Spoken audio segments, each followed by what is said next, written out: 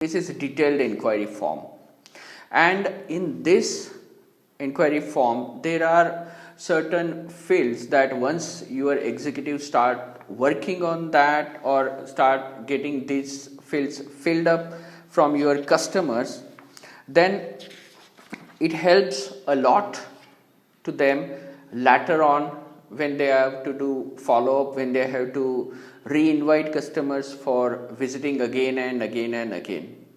So this is, as I am saying, it's not an inquiry form, it's a detailed inquiry form. So naturally there are so many things into that.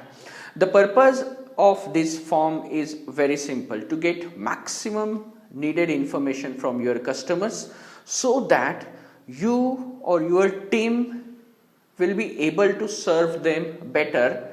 You or and your team will be able to select the most suitable property for that particular customer, and that is the sole purpose of this particular form.